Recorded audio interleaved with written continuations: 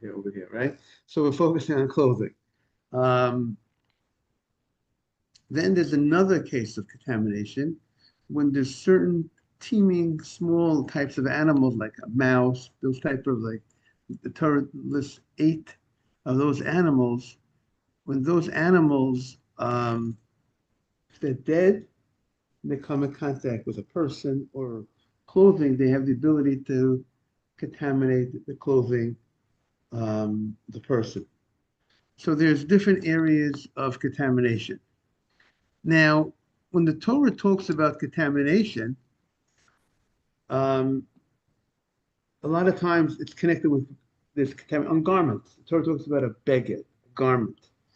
And the Torah, most of the places, does not identify the material of that garment. It just says a garment, a beged. Now, the question is, what type of material is the Torah referring to? What type of garment? What's the content of the garment, right? When you go ahead and you want to go ahead and check your suit, right? You check your suit, you look at the content of the suit. Does it have wool in it, right? If the suit does not have wool in it, doesn't have linen in it, you don't have to check the suit. If it has wool, so maybe there's some linen in the collar, right? So check the content. So the Torah, when the Torah talks about, let's say tzitzit, Torah says, we're going to say in davening, al kanfei bigdehem l'doratam. On the corners of their clothing, you have to go ahead and put on tzitzit. What type of clothing is the Torah talking about? The Torah does not identify the content of the clothing. Is it made out of wool? Is it made out of cotton? Is it made out of linen? What is that? So we have the Gemara here. This is what our Gemara discusses. And similarly, like I was saying to Ben, what's your name? Elio. Welcome. From where are you from, Elio? Toronto. Welcome to the class. Very nice that you joined the class. And when the Torah talks about contamination, the same way the Torah does not talk about identify the content of the garment of tzitzit, so far we haven't found a pasuk yet that identifies what is the case of the Torah when the Torah requires you to put on tzitzit on your garment. And by the way, in the Shulchan Aruch, Rabbi Yosef Cairo goes with the opinion that the garment that's obligated from a Torah perspective, the four-cornered garment that's obligated to tzitzit, is specifically if it's made out of wool or it's made out of linen. That means if you go in and you wear a pair of cotton tzitzit, you're not fulfilling a biblical responsibility, you feel a rabbinic responsibility. That is the opinion of the Shulchan Aruch. The Ashkenaz opinion is you fulfill the biblical obligation even with a cotton four-cornered garment. So therefore, that's why you'll see, I think Rabbi Farhi, when he was giving out the Talit Katan, trying to encourage people to wear the tzitzit, he was giving wool, a light wool. Why wasn't he given cotton? Because I presume he wanted that the people should fulfill the opinion that says that the biblical obligation is on a wool garment. So that's, but you know what? In life, it's not all or nothing. If a guy's not ready to wear a wool talit katan, let him wear a what? A cotton talit katan. Because even according to Yosef Cairo, you're fulfilling a rabbinic responsibility by doing that. So our Gemara that we're discussing here, if you want, there's a Gemara right there. If you want to do it inside or outside, whatever you want, Elio, is with this. We're on 27. We're on 27a. A2.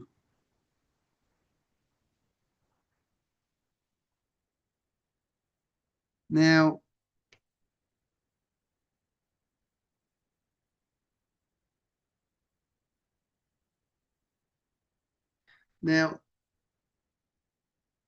the Gemara I was telling Ben, Elio, was talking about a lot of focus on contamination, tumah, where the Torah also does not identify, let's say when the Torah talks about a person coming into a tent or clothing in a tent of a dead body, it doesn't say what kind of clothing, what kind of material, what the content was. Or when the sheretz, when one of the teeming animals, let's say a mouse, dead mouse comes in contact with a garment, doesn't identify the content just says beged, but when the garment, but when it came to leprosy, the Torah was very clear. Torah identified a garment made out of wool or linen. So the Gemara says we have a concept called mamatzinu, like you say, in the Tanakh of Rabbi Yishmael, when you say the 13 midot the Torah is expounded upon, is there something called a mamatzinu.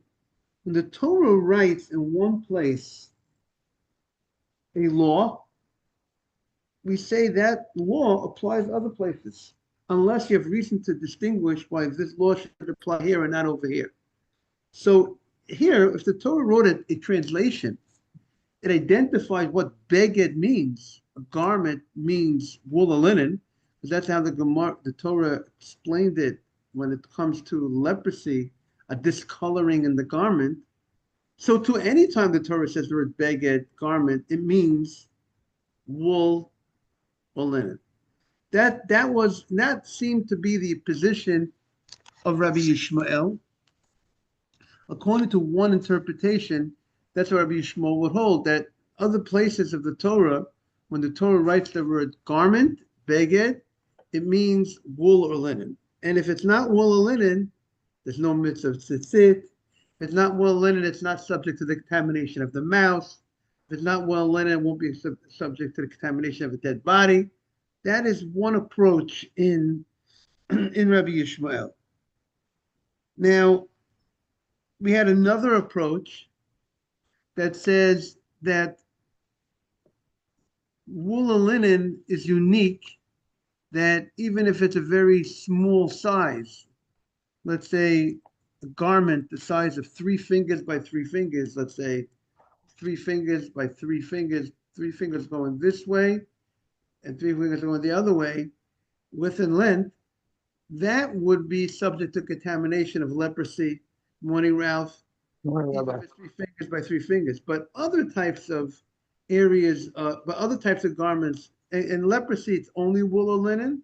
But when it comes to other areas, maybe if it's 12 fingers by a larger size of a garment, maybe that it would be subject to contamination. So the Gemara has in Rabbi Yishmael's opinion, the Gemara has a question how to understand other types of contamination, not leprosy.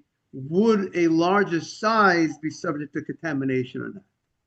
Or it doesn't make a difference in size. It's not going to receive contamination. That was a discussion of the Gemara. We're now up to the Ibayit Ema Hora Papa Amra 27a2. So now everybody think you got a pretty good, hopefully a clear intro into what, bring everybody into where we're up to in the Gemara. So again, 27a2 on the right side. The Ibayit Ema in the middle of the page. The Gemara offers another answer, right? The Ibayit Ema Hara Papa Amra. The Gemara says that we had brought a statement in the name of Rava. We had brought a statement that because we had a Tana de Be Rabbi Yishmael. There was a Rabbi Yishmael who had a yeshiva, and there was a Tana. There was a rabbi from the Tana of that academy. They taught, which usually would mean that teaching the opinion of Rabbi Yishmael. At one place, he included not only wool or linen to the laws of contamination. Let's say they were talking about the case of the teeming animals, let's say the sherets, the dead mouse going in contact with garment. And it said not only is it wool or linen, even if it would be rabbit's wool, silk, camel's wool, all those items will also be subject to contamination. And the Gemara says that Rav Papa was the one, and then we have a different place, Rabbi Yishmael says, that it seems like wool and linen will not be so. Only it's wool and linen, nothing else. So we seem to have a contradiction between the case of non-wool and linen, rabbit, let's say a rabbit's hair, camel's hair. One place it says that Rabbi Shmuel says it would be subject to contamination, and one place it says it's not. So the Gemara says Reb Papa is the author to say that they're talking about two different cases. One case was when it was a larger size of a garment, 12 fingers by 12 fingers. So then it's subject to contamination if it's rabbit's hair or other types of silk. And the case where it says it's not subject to contamination is when it was 3 fingers by 3 fingers, a much smaller area. So that's how the Gemara wanted to say, to explain it, that the Tana, the rabbi from Rabbi Yishmael, the Tana of the Rabbi Yishmael is not in contradiction. Because one place it says wool and linen will not be subject to contamination. Not wool, sorry, not wool. Other materials not subject to contamination. One place it says it is subject. But the Gemara says the case where it's subject to contamination when it's 12 fingers by 12 fingers. Let's say around 12 inches by 12 inches, whatever. But when it's not subject, it's like when it's 3 fingers by 3, when it's smaller than that. Right? That's what the Gemara wants to say. Rav Popper is the author of that statement. And the Gemara says, because Rav Papa says, because Rav Papa explained that when we go ahead and we say that if it's made out of wool or linen, so too other things that are made out of wool or linen, it was coming to explain Latuye Kalayim, the law of Kalayim, meaning to say, when the Torah tells us about Beged Shatnez, the Torah says, I don't want you to wear Kalayim, right? Wool and linen stitched together, right? So in one of the psukim that talks about Shatnez, it does not, it says, Beged Kalayim Shatnez lo yaleh lacha. I don't want you to wear wool and linen that's tied together, twisted together. But it says I don't want to wear, but I see the words wool and linen garment. But this pasuk in Vayikra, it doesn't say what type of material is the kalayim. What is that material that you can't wear when it's wool and linen stitched together? When it's mixed. Kalayim means mixed. So what does mixed mean, Simon? Mixed what? What did you mix? Did you mix camel hair with rabbit hair? So comes Rav Papa and he says that Rabbi Yishmael, when he says that we have a source, that the word beged, garments, refer to wool and linen, and it's coming to teach other places wool and linen, that's regarding, it's coming to add on specifically regarding Kalayim. It's coming to clarify for us, illuminate for us the meaning of the pasuk when it says, I don't want you to wear mixed materials. And it says a garment of mixed materials. It did not identify what type of materials are those mixed materials, Elio, right? That's what Rabbi Yishmael is saying, that the pasuk that's written by leprosy, when there's a discoloring of the garment, it identifies the garment, the beged, as wool and linen. So too, when the Torah says garment by the laws of Shatnez, of mixing of wool and linen, of mixing of different material, what does that mean, mixed material? It means wool and linen. That's what it's coming about. But it's not telling us that other forms of contamination, when the Torah says the word garment, means wool and linen. No. Wool and linen is referring to the Shatnez law. So the Gemara shoots back. Listen, you're right. In Pashas, we are on 27:8-2, second paragraph to the bottom. But in Sefer Vayikra, the laws of Shatnez are written, let's say, twice in the Torah. In Pashas Vayikra, Sefer Vayikra, not Pashas, Sefer Vayikra, and Sefer Devarim. In Vayikra, it says a garment of mixed material, but doesn't identify what it is.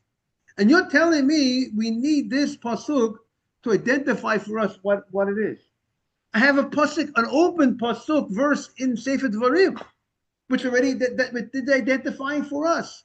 So I don't need to say, we don't need this pasuk to teach us that the mixed threads that by Shatnez is referring to wool and linen, because we have another pasuk that's clearly stated in Sefer Dvarim. The Gemara said, it's written openly. Lo silba shatnez. First, I don't want you to wear these threads that were twisted together. Semeru pishtim yachdav. The Torah clearly tells us that we're talking. What are those materials that we're talking about? Wool and linen. So I don't need this other verse, this word beged that's written by leprosy to shed light, and it says wool and linen to shed light on shatnez. That we don't need it for, because shatnez we already know. Is that clear? Therefore, you can't say that Rabbi Yishmael is referring to that. So the Gemara shoots back. You know what? I'll suggest an answer. That pasuk would not be enough. Why? I would have said that pasuk, that pasuk says, "Lo silbash shatnez." Don't wear shatnez. You know what's called wearing? You know, when you put on something, you put on a jacket, you're wearing it. What about if you throw it over you? Like a blanket. You don't wear a blanket, right? So, and by the way, someone asked me the question about why don't we have sit on a blanket? If you have a four-quarter garment, what's it? Right, because we don't wear a blanket. That's one approach. One approach is why you don't have sit on you wear your jacket. You wear your talit katan, you wear your talit. Now, even though you could say the talit that you're putting on is similar, you're throwing it over you. But that's one approach, one answer to the question. But by shatnez, it would be a problem, even if I'm not wearing it. So the Gemara says, I would have said, the Gemara says, when the Gemara first says the reverse logic, and the Gemara is going to knock it down. That pasuk that says beged, garment, and identified as wool and linen, that's hanemili. I would have said hanemili sadaimin hanemili derech levishat. That's if you're wearing the kalayim. I would have said, when does the Torah say wool and linen? Has to be wool and linen. That's if you're wearing a garment made from wool and linen. But if you would be throwing it over you, so to speak, without wearing it, I would have said that any type, cold tree any type of materials, even if it's not wool and linen, if it could be camel hair and rabbit hair, I might have said that would be, any type would be forbidden, and therefore I need this pasuk to shed light on us, to tell us that even if you're not wearing it, the only thing that will be subject to, therefore I need this pasuk to tell us that even when you're throwing it on top of you, the prohibition of shatnez is only wool and linen. Because without this pasuk, I would have said, when you're throwing it on top of you, it's what? Any material, two different types of materials will be subject to shatnez. And therefore, I need this pasuk to tell me it's not any two different types of material. If I throw it on top of me, it's specifically wool and linen. But the Gemara shoots back. What do you mean? Isn't there a kavachoma? If, when I'm wearing it, the only thing that's subject to shatnez is only if I wear a woolen linen, if I wear a woolen garment. So certainly if I throw something on me which I'm not wearing, what's more intense? What's more logical to say you should be prohibited in shatnez? Wearing something or just throwing something? It's less of an act when you throw something over you than you're wearing. Is that correct, Adam? So, and if you tell me that even when you're actually wearing it, you're really wearing it, it's only if it's wool and linen, So certainly, if I'm throwing it on top of me, it's only wool and linen. I don't need another verse to tell me, by the way, if I'm throwing it on top of me, the only thing that's subject to shatnez is if it's wool and linen. Then I would know the concept that it wouldn't be other types of materials. It wouldn't be other types of materials that are subject to shatnez if it is thrown on top of me. Because if you tell me that if you're wearing something, it's only if you're wearing wool and linen, so I definitely will know if there's other materials that I'm going to be, it definitely, if I throw something at me, it would not be shatnez. If it's other materials, correct? That's what the Gemara shoots back. V'lav kavachomehu. Now we turn the page. We're at 27A3. The Gemara shoots back. V'lav kavachomehu. We would know that throwing an item on top of you, you can't, throwing shatnez on top of you, we would know from a kavachomer that it's not other materials. It would not be if it's made out of other materials, different materials besides wool and linen. Why? How do we know that? But the Gemara says, Ma levisha, when you wear something, the kamitane kula gufe miklayim, when you wear something, your whole body is benefiting from the klayim, you're wearing it, it's much more part of you. Amrid, yet you told me, Semel Pishtim, yet you told me that even when you're wearing it, it's all, you told me there's a pasuk that says in the Varim, when you're wearing a garment that has mixed threads of wool and linen, and you're telling me when you're wearing it's only if it's wool and linen, mixed threads, right, Ralph? Only if it's wool and linen. So certainly, midiachini law, the material's not. So hala, when I'm not wearing it, certainly it's only going to be wool and linen. Lo kosher king, certainly it'll be only wool linen. Elio, is it clear the Kavachom the Gemara is saying? So I don't need a pasuk to limit the content, the materials that are subject to shatnez, to wool and linen, for a case of throwing an army, that it's only wool and linen. Once the Torah reveals to us when you're wearing a garment, when you're actually wearing it, it's only subject to shatnez. Only if the different types of materials are wool and linen. So certainly when I throw something on me, Simon, definitely it's only going to be wool and linen. I don't need another verse to tell me that. Therefore, the Gemara says, Rav Papa Badutahi. The Gemara says we're not accepting Rav Papa's statement is not correct. We don't buy his approach, his interpretation in Rabbi Yishmael, and therefore what the Gemara says moves away from what Rav Papa said, that Rabbi Yishmael is coming to tell us that the word beged is telling us, is it helping us, it's doing something for us by shatnez, is enlightening us regarding shatnez, about that it's wool and linen. We don't need it. We don't need that. We don't need that verse for that. We know whatever we need to know about shatnez without this beged drasha of Rabbi Yishmael, and therefore we have to go with a different approach in Rabbi Yishmael. Now, the Gemara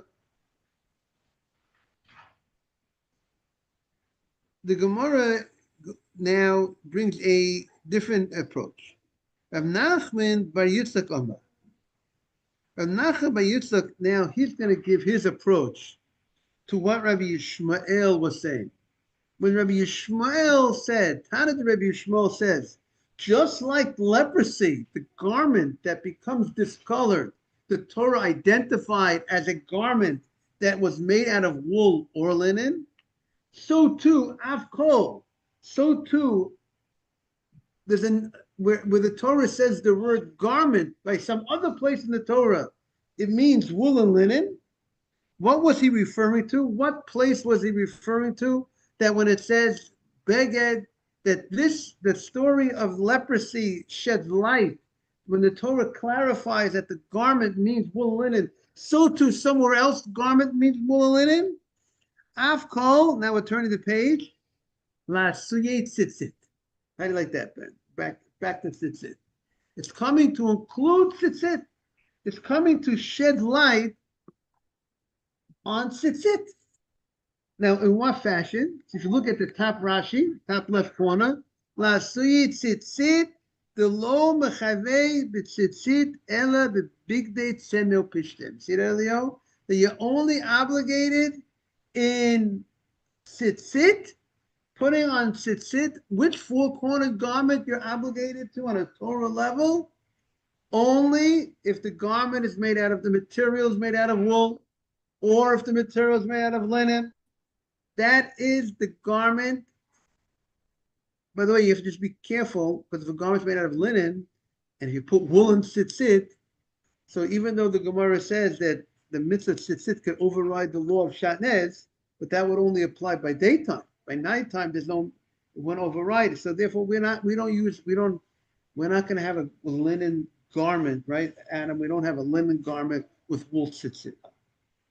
We have always a wool garment with tzitzit, or a cotton garment. We're going to stay away from linen garment and tzitzit, wool and tzitzit. I mean, maybe we can have a linen garment with linen tzitzit. You know what I'm saying? But we have to see halachically what it says about linen garments. You know, whether there's concerns or not. But meanwhile, the Gemara is saying that when Rabbi Yishmael is saying that the word beged, the Torah tells us garment, and it identifies it by leprosy as wool and linen, and so too it's teaching us some other place that means wool and linen. His understanding is regarding tzitzit, that the Torah did not identify what is the content, what is the material of your tzitzit, of your garment that you're putting your tzitzit on. What did the Torah write? Al kanfei bigdehem, on the corners of your garment, of the garments. What is that? We have a lot of garments. We have a lot of different materials, right, Simon? We have polyester, we have cotton. What is that garment that you have to put the tzitzit on? Right, Hillel? So the Gemara says, you know what that garment is? According to this opinion, wool or linen. That is the garment that the Torah is obligating you to put on tzitzit. Not any other material. No Torah obligation according to this opinion. So the Gemara shoots back. What do you mean? I have a different source to teach me that. I have a different source to teach me that the garment has to be made out of wool or linen for it to be subject to the Torah responsibility obligation of tzitzit, because we have something called a hekesh. The Torah in Sefer Dvarim says, "Gedilim taseh lecha al arba kanfei kisutcha asher techaseh bo." So make fringes for yourself, make tzitzit for yourself, and write the post. That is verse 12. And verse 11, the last words of the previous pasuk was talking about the shatnez. The Torah connects the mitzvah, the prohibition of wearing shatnez, to the mitzvah of tzitzit. And the pasuk, when it says, don't wear shatnez, don't wear these mixed threads, it identifies that in that pasuk, made wool and linen. That's the mixed threads you can't mix together. And right after it says, don't do the wool and linen. It's good to see Gary's back. Once it says don't do the wool and linen, don't mix threads that are wool. That's why people have to be careful. And that's, the irony is, the more expensive the suit, the more likely it has shatnez. The cheaper suits most likely don't have shatnez, because the cheaper suits, shatnez, many of those times it's found very common in the collar of a jacket, because the linen gives it a good hold, stiff. But that's only if you have a very nice expensive jacket, expensive coat. They like to put a nice piece of linen in there to give it a good hold. But the less expensive suits, they don't do that, generally speaking. One of the members of the shul here once gave me a coat, an expensive coat, I said yesterday, and the collar was really real linen, and the wool, very good coat, expensive coat, maybe a $2,000 coat, and shatnez and the collar has to be checked. I think Rabbi Fari might have spoke about the guy who gets married, and he rents a tuxedo, and he's at his wedding, and he's wearing shatnez at his wedding. He's wearing a very expensive tuxedo, very expensive suit, and and they have shatnez because there's more. The tuxedo is a nice, expensive thing, and you have to check it. You have to make sure that what you have is not shatnez. So now, just to bring Gary up to date, the Gemara is trying. We have a pasuk in the Torah by leprosy, and when this color, there's certain colors that would certain discolorings that the Torah identifies would contaminate if there's spots on a garment, and the Torah uses the word beged, garment, and identifies it either of wool or of linen. And now there are other places in the Torah uses the word beged, garment, but doesn't identify what is the content of the material. What is that garment made out of? It's made out of cotton, made out of what? Polyester, wool, whatever it is. So the Gemara says, Rabbi Shmuel says, the same way by leprosy, the Torah identifies the word garment as a garment of wool or linen. Some other place also, when the Torah uses the word garment, also means wool or linen. And Rav Nachman Yitzchak says, and the Gemara until now understood he means across the board, all other places. Morning, all other places where it says wool or linen, where it says the word garment, let's say by the tent of a dead body, the Torah says if there's a garment in the tent, what type of garment receives contamination? So this opinion says if it's wool or linen. Or the Torah says if there's a dead teeming animal comes in contact with a garment, let's say a mouse, dead mouse. What is that garment? So the Gemara learned until now, it means it has to be wool or linen. But now the Gemara is suggesting a different approach. And saying when it's coming to shed light on something, that when the Torah says garment has to be wool or linen, it's referring to the garment that you have your tzitzit on. The Torah's obligation of tzitzit is specifically, according to this approach, only on a garment made out of wool or linen.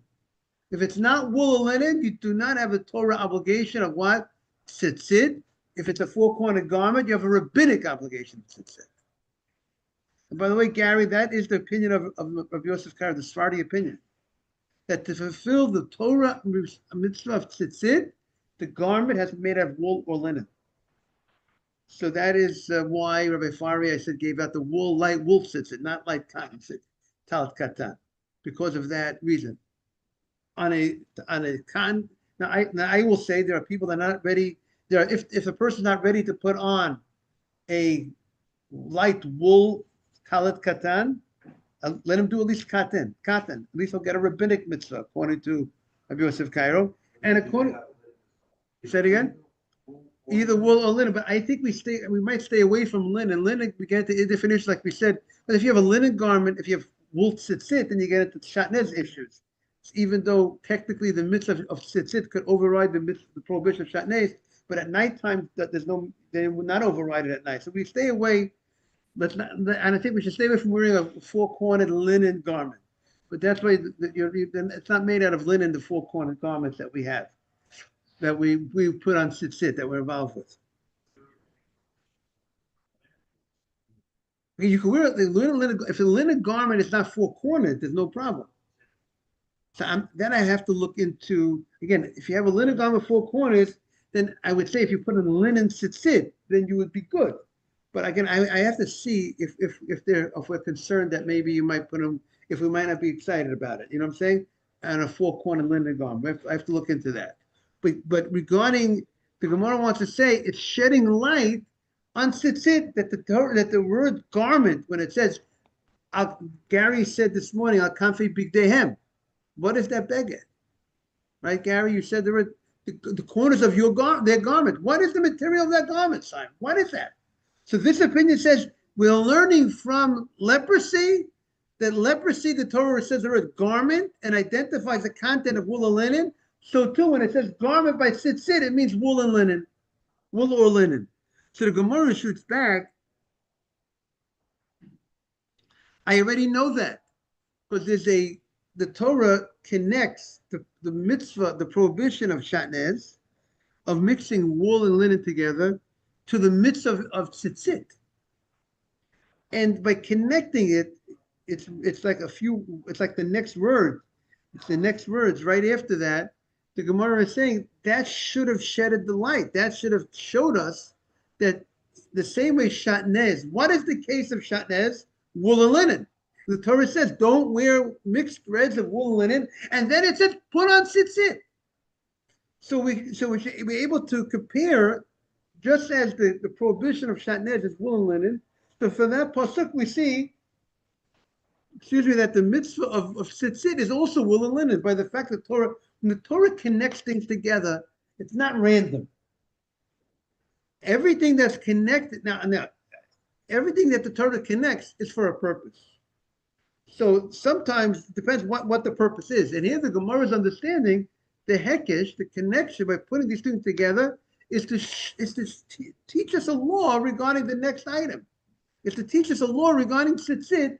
By the way, you know what the four-corner garment that you need tzitzit on is a wool or linen garment. By the fact that it connects it to shatnez. So the Gemara says, you want to say something, Ralph? I'm just confused. So you say a talet can have wool and linen? The wool, again, so let me be clear. When I say wool, meaning wool or on a Torah level, wool, or you're correct. What you said, Ralph, is there's something called an asay. A positive commandment has a power to overpower a negative. Torah says, asay, dochalos asay. The Torah gave you a mitzvah to put on tzitzit. And the Torah says, don't wear shatnez. So when they're in conflict with each other, under certain circumstances, we say that the positive commandment could overpower the thing that the Torah says you can't do. If you're fulfilling a mitzvah by putting on tzitzit on this four-corner garment, that mitzvah of putting on tzitzit on the four-corner garment overrides the prohibition of wearing mixed wool and linen together. That is a concept. Now, you said at night you can't wear it. At night that will be a problem because there's no, according to Maimonides, there's no mitzvah of tzitzit at night.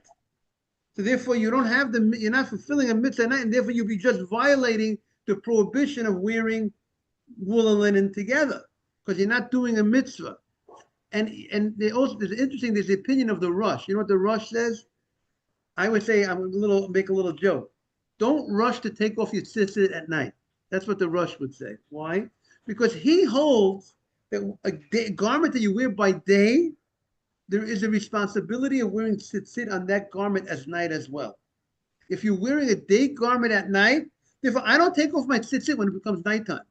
Okay, it's night, I'll take off my tzitzit. No, because according to the Rambam, you can take it off. You have no mitzvah. But according to the Rosh, he says you can still get a mitzvah. There's still an obligation if I keep it on. I want to wish everyone a beautiful day. I want to thank everyone for joining. Elio from Canada and everybody else. Elio, how much longer are you going to be in town? Till Friday. So if we have your honor till Friday, we'll take morning. Every day counts, Elio, for us, if everybody. We'll be back at 6:45 tomorrow. Elio, how'd you find out about the class? I found out about the Adam, the check is in the mail, Adam. Find his fee. Hey, thank you, Ben. And Ben, thank you for coming back. A local.